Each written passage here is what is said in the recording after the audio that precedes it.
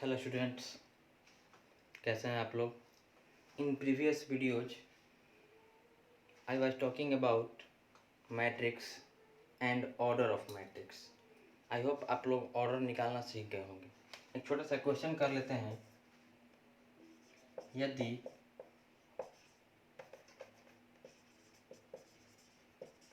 आव्यूह में 4 पंक्ति और 5 स्तंभ हो तो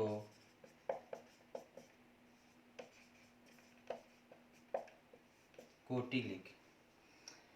यदि आव्यूह में 4 पंक्ति और 5 स्तंभ हो तो कोटि लिखें। अगर आव्यूह में 4 पंक्ति और 5 स्तंभ हो तो कोटि लिखें। इंग्लिश मीडियम वाले थोड़ा सा क्वेश्चन कर लेंगे।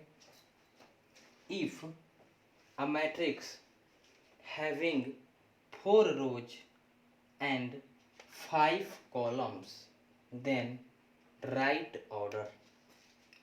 If a matrix having 4 rows and 5 columns then write order. तो सॉल्यूशन क्या होगा? कल आपको क्या बताया गया था? पंक्ति बाई स्तंभ को कोटि कहते हैं, row by column is called order.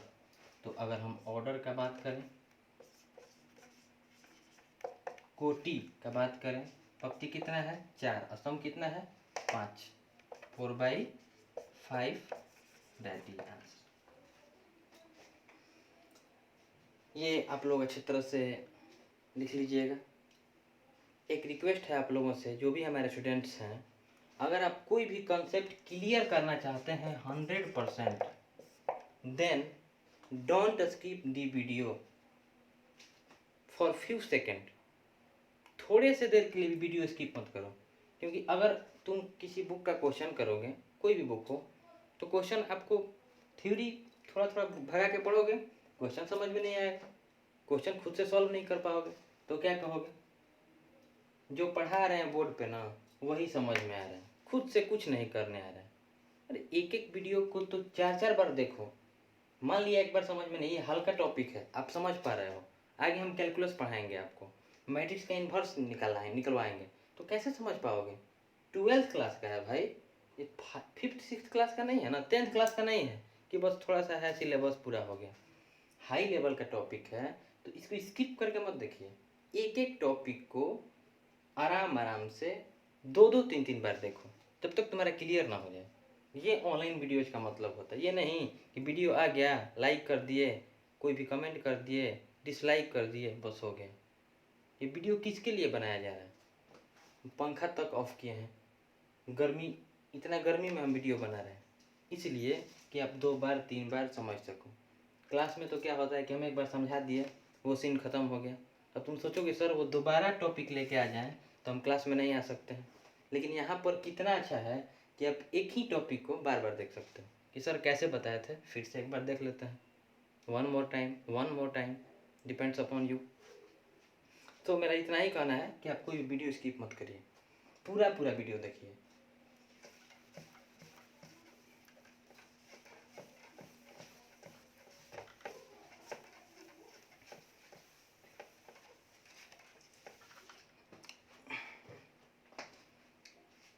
आव्यूह के अवयवों का निरूपण, इस टॉपिक को एक पेज पे, सिंगल पेज पे लिख लो।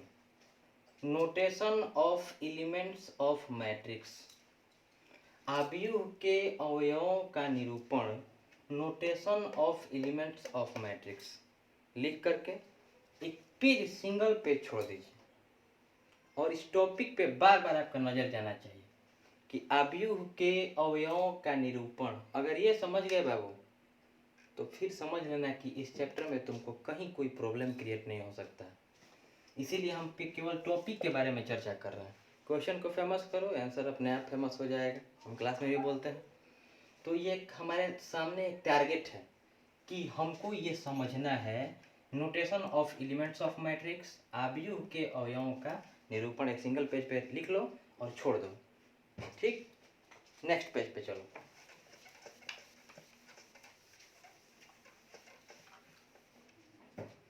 वो पेज आप लोग छोड़ दीजिएगा, उसके बारे में हम चर्चा करेंगे आगे।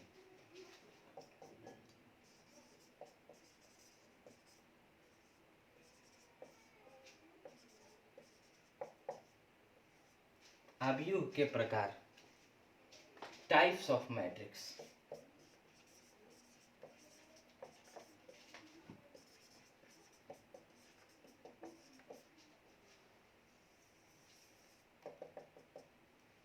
आव्यूह के प्रकार, टाइप्स ऑफ मैट्रिक्स। इसमें हम लोग ये देखेंगे कि कितना टाइप का मैट्रिक्स होता है। ध्यान रखना, मैट्रिक्स का कोई वैल्यू नहीं होता है, कल ही बताया गया था, कल के वीडियो में हम बताए थे। फर्स्ट है पंक्ति आव्यूह। पंक्ति आव्यूह, रो मैट्रिक्स।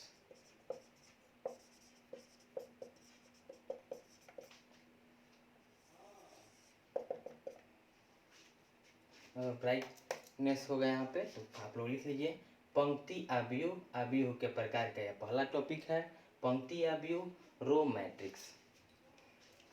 इस मैट्रिक्स का नाम रो मैट्रिक्स क्यों पड़ा? पहले डिफिनीशन समझने से पहले एग्जाम्पल समझ लीजिए, डिफिनीशन खुद से आप लिख सकते हैं। मान लो एक मैट्रिक्स ए है और ए इक्वल टू दिया हुआ है 1 2 3।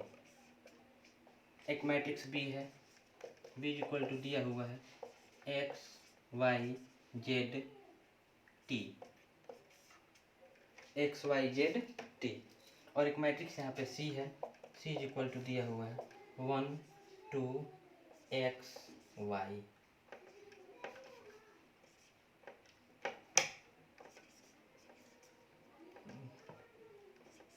One two x y. यहाँ पर देखोगे कि इसका कोटि लिखना होगा। अगर ऑर्डर, ये कितना इसमें रो है, सिंगल रो है, 1 1 लिख दिए। स्तंभ कितना है, 1 2 3, 3 कॉलम्स है, 1/3। यहाँ पे 1 को अंडरलाइन कर रहा हूँ। इसका 2/2 समझ सकते हो, 2 रो 2 कॉलम, 2/2 हो गया। इसका 1 रो 1 2 3 4, ध्यान से देखो 1 2 3 4, 1/4। इन दोनों मैट्रिक्स में, मैट्रिक्स ए और मैट्रिक्स सी में कुछ सिमिलरिटी दिखाई दे रहा होगा आप। इसमें भी नंबर ऑफ रो 1 है, इसमें भी नंबर ऑफ रो 1 है। पंक्ति की संख्या 1 है आव्यूह ए में, आव्यूह सी में भी पंक्ति की संख्या 1 है। तो ये पंक्ति आव्यूह नहीं है, क्योंकि इसमें पंक्ति की, केवल पंक्ति आव्यूह होगा तो बस पंक्ति के बारे में तुम ध्यान दोगे कि ऐसा मैट्रिक्स जिसमें केवल एक पंक्ति हो, the matrix in which only one row, then that matrix is known as row matrix. वह आव्यूह जिसमें केवल एक पंक्ति हो उसे पंक्ति आव्यूह कहा जाता है। परिभाषा लिखिएगा आप लोग, हम बोल रहे हैं, वह आव्यूह जिसमें केवल एक ऐसे नंबर में लिखना है, वह आव्यूह जिसमें केवल एक पंक्ति हो उसे पंक्ति आव्यूह कहते हैं।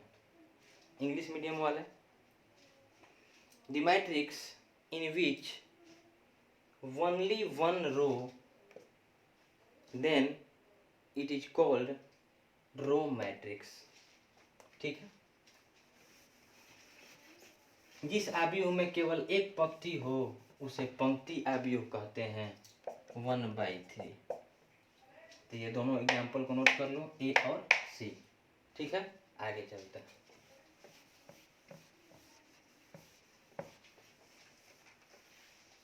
कॉम्पिटेटिव एग्जाम में छोटा छोटा पॉइंट पूछता है, या आपका 12th में पूछ सकता है। 1 नंबर का क्वेश्चन क्या है, 1/m, 1/m ये क्या है, कोटि है। 1/m कोटि वाले आव्यूह का नाम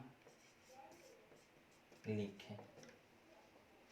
right the name of the matrix having order 1/m।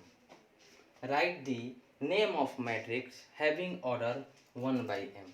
अब ये एक नंबर सिंगल नंबर के 4 ऑप्शन दिया रहेगा, चारों में कौन सा मैट्रिक्स करोगे। ये देखो, ये जो जो कोटी लिखते हैं हम लोग, जैसे x/y कोटी हो गया, इसका मतलब क्या हुआ कि रो x है, नंबर ऑफ रो x है, पंक्तियों की संख्या x है और स्तंभों की संख्या y है। यहाँ पर क्या देख रहे हो, पंक्तियों की संख्या 1 है 1/m और स्तंभों की संख्या m है, तो केवल एक पंक्ति है। तो हमारी परिभाषा क्या बताया है कि जिस आव्यूह में केवल एक पंक्ति हो उसे पंक्ति आव्यूह कहते हैं। तो आंसर इज दैट, आंसर क्या होगा,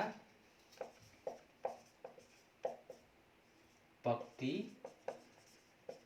आव्यूह, इंग्लिश में रो मैट्रिक्स।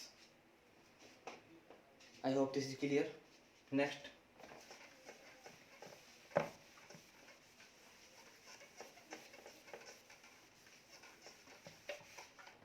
स्तंभ आव्यूह।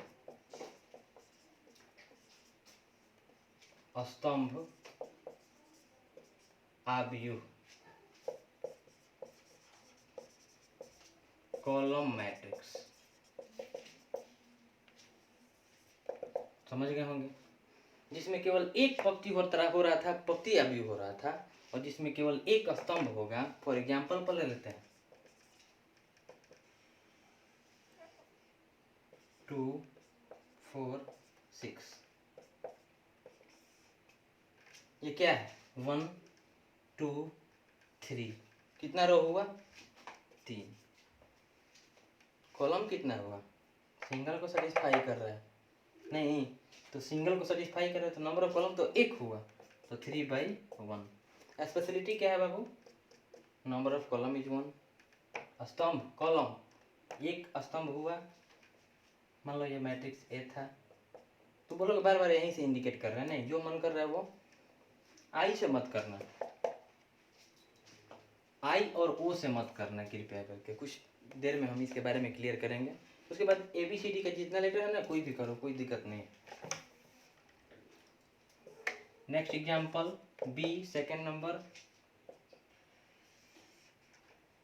1 5, ये भी मैट्रिक्स है। बोलोगे यस, वैल्यू कितना होता है, बोलोगे आप ही बता दीजिए, कोई पूछेगा अगर तो, क्योंकि मैट्रिक्स का तो वैल्यू ही नहीं होता है। 1 2, number of row 2, first column single column को सेटिस्फाई कर रहा है, मतलब केवल एक स्तंभ हो तो उसे स्तंभ आव्यूह कहते हैं। आप लोग खुद से भी डिफिनेशन लिख सकते हैं, लिख लीजिए। वह आव्यूह जिसमें केवल एक स्तंभ हो, एक संख्या में लिखी गया है, वह आव्यूह जिसमें केवल एक स्तंभ हो उसे स्तंभ आव्यूह कहते हैं। The matrix in which only one column, then that is known as column matrix. The matrix in which only one column, then it is called column matrix. So ये दोनों टाइप आपका क्लियर हुआ। नेक्स्ट टाइप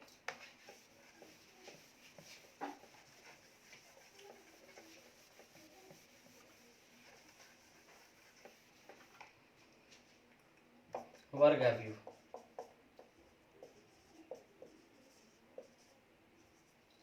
इंग्लिश में square matrix.